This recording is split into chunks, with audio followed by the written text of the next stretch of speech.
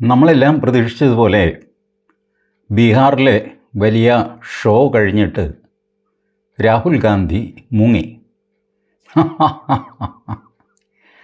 ഇത്തവണ മുങ്ങിയത് മലേഷ്യയിലാണ്.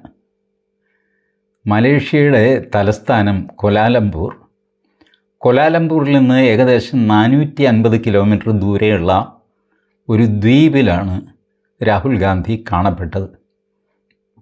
മലേഷ്യ എന്ന് പറയുന്നത് ഒരു ദ്വീപ സമൂഹങ്ങളാണല്ലോ.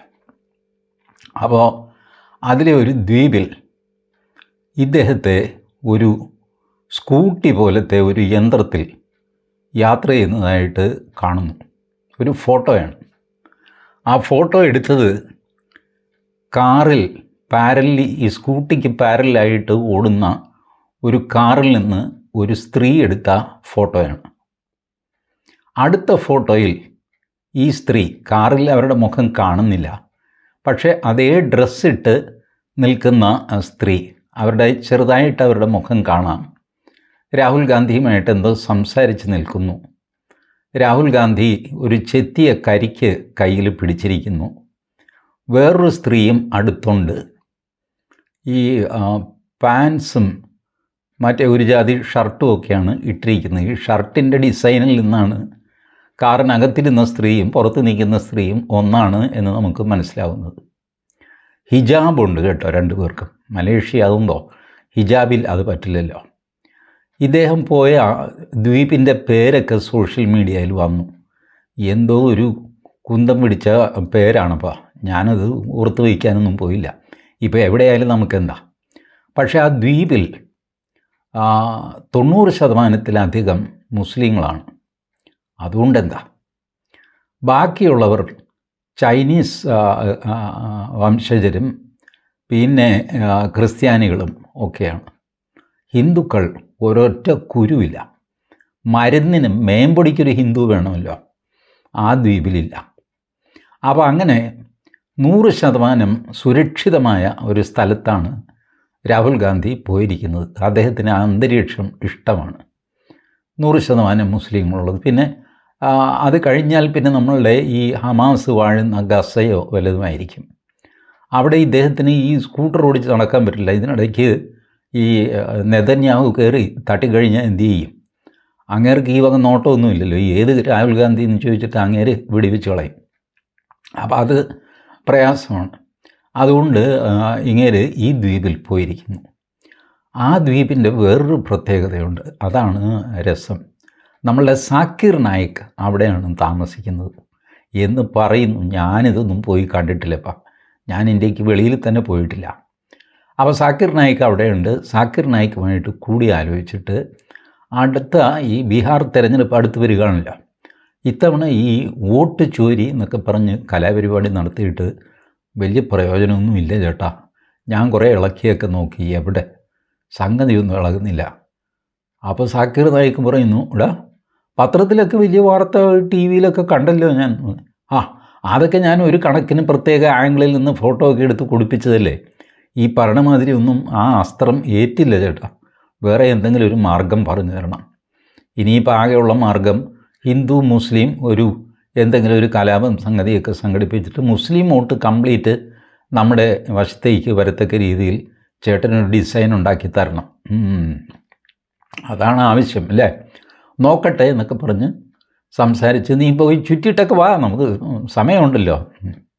ഇങ്ങനെ കറങ്ങി നടക്കുകയാണ് ആശാൻ. ഇപ്പോൾ സോഷ്യൽ മീഡിയയിൽ ഒരുപാട് പേര് ഇതിനെ ചൊല്ലി വടക്കുള്ളവരൊക്കെ വീഡിയോ ഒക്കെ ചെയ്തു.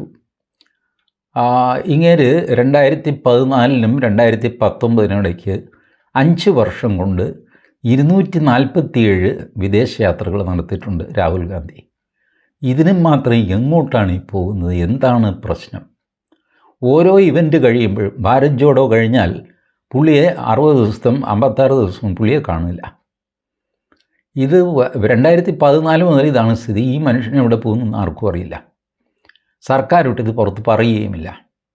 ഇങ്ങരുടെ കൂടെ ആണെങ്കിൽ സെക്യൂരിറ്റിയോ സംഗതിയോ ഒന്നും കാണുന്നുമില്ല. അവിടെ ആരെങ്കിലും അപായപ്പെടുത്തുകയോ പിടിക്കുകയോ ചെയ്തു കഴിഞ്ഞാൽ എല്ലാവരും കൂടെ നരേന്ദ്രമോദിയുടെ നെഞ്ചത്ത് കയറുമല്ലോ. എനിക്കറിയില്ല എന്ത് വിചാരിച്ചിട്ടാണ് ഈ പോയിരിക്കുന്നത്, ഇങ്ങനെയൊക്കെ പെരുമാറുന്നത്.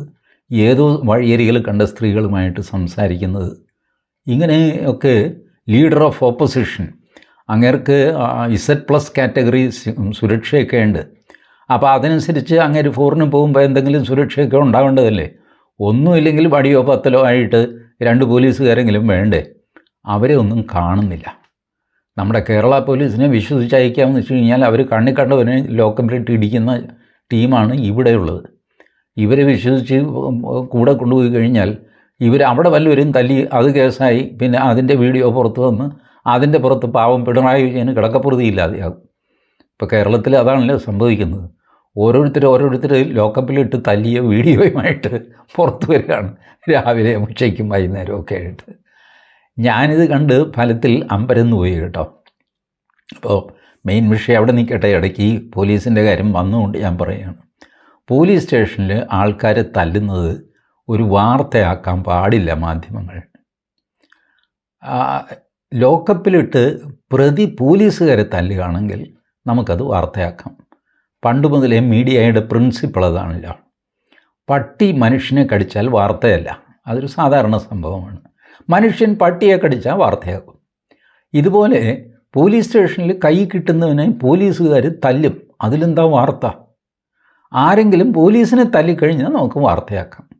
അതുകൊണ്ട് ഈ CCTVയിൽ നിന്ന് കിട്ടിയെന്നൊക്കെ പറഞ്ഞ് ആളെ തല്ലുന്ന വാർത്തയായിട്ട് പരിഗണിക്കാൻ പറ്റില്ല. അതൊരു സാധാരണ സംഭവമാണ്.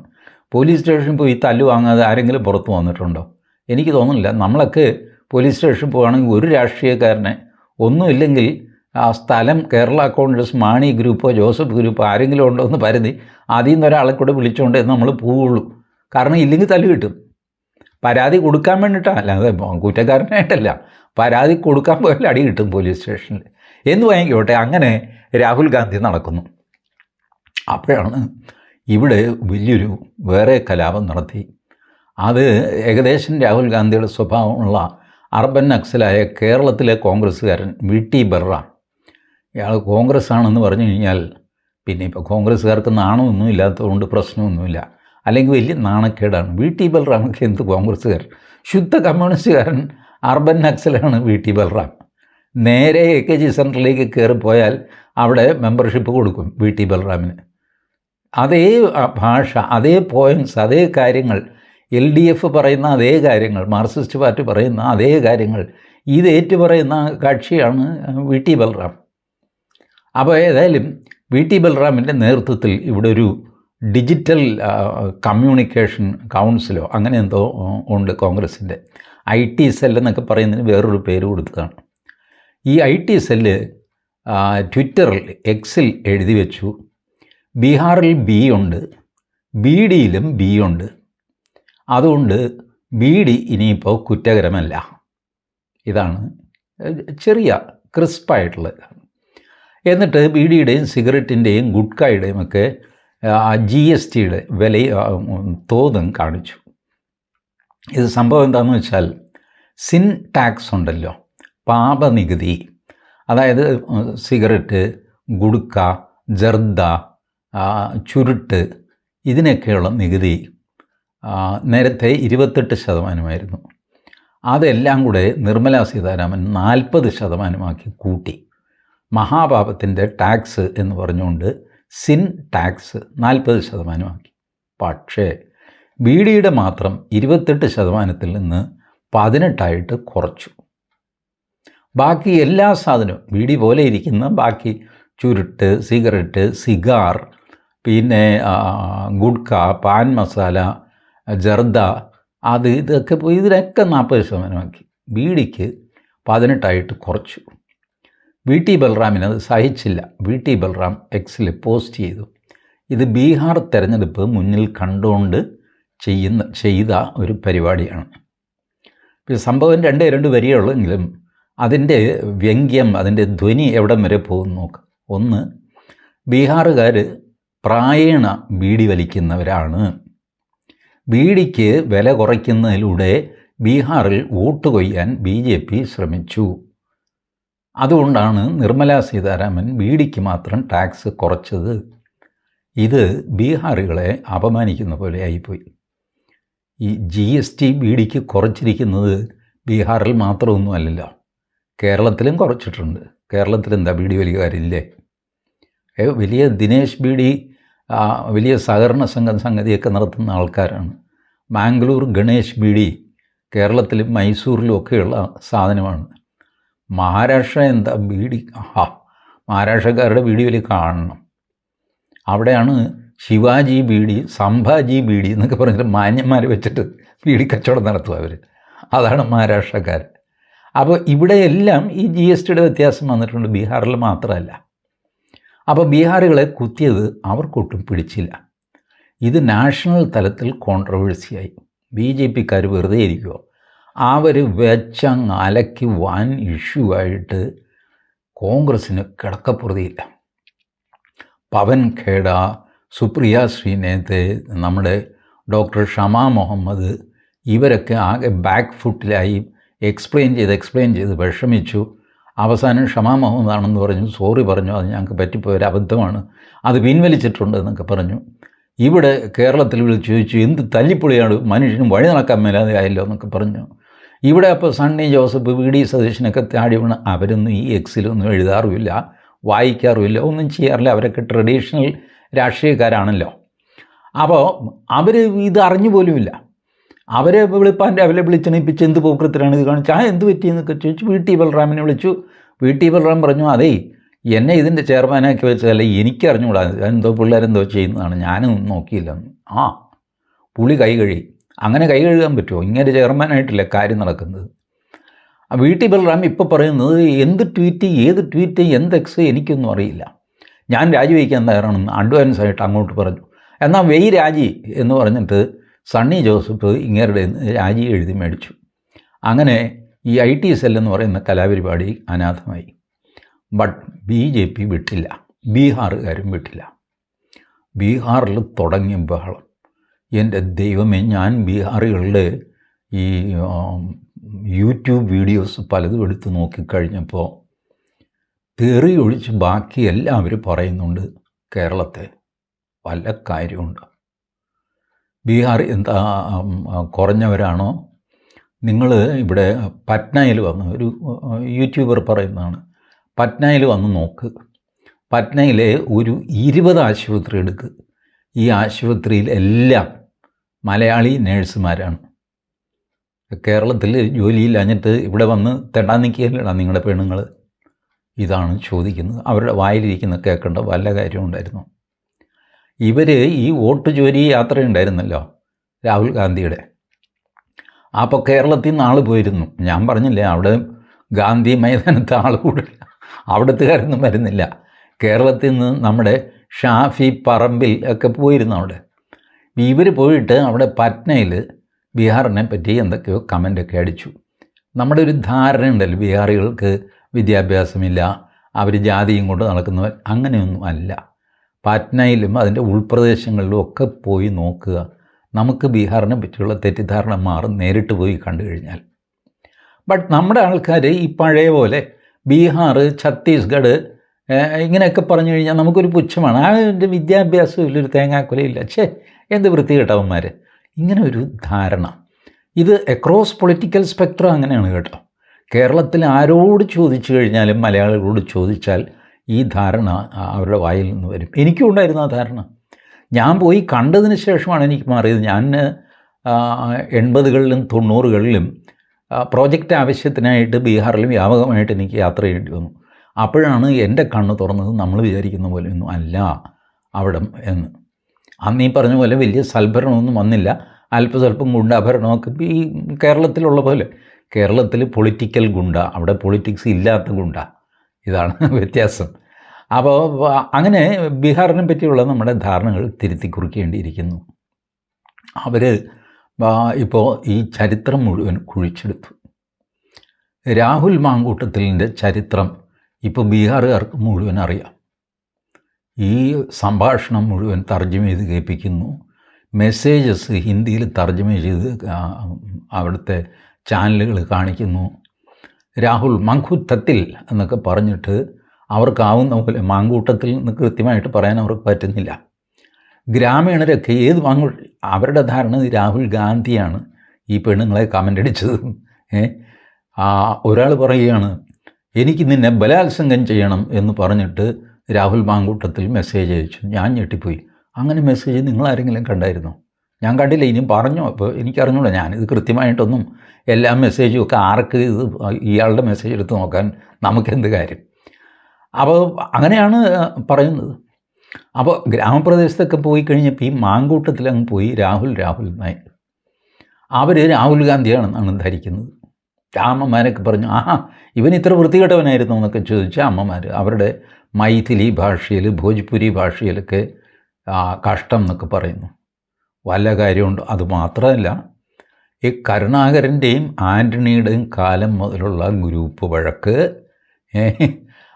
പിന്നെ AK ആൻ്റണിയുടെ മകൻ അനിൽ ആൻ്റണി BJPയിൽ ചേർന്നത്, കരുണാകരൻ്റെ മകൾ പത്മജ വേണുഗോപാൽ BJPയിൽ വന്നത്, കഴിഞ്ഞ ലോക്സഭാ തെരഞ്ഞെടുപ്പിൽ സുരേഷ് ഗോപി ജയിച്ചത്, പൂരം കലക്കൽ എന്ന് പറഞ്ഞ് BJPയെ കുഴപ്പത്തിലാക്കിയത്, ഇതെല്ലാം ബീഹാറിൽ അങ്ങ് വെച്ചലക്കുകയാണ് BJPക്കാർ.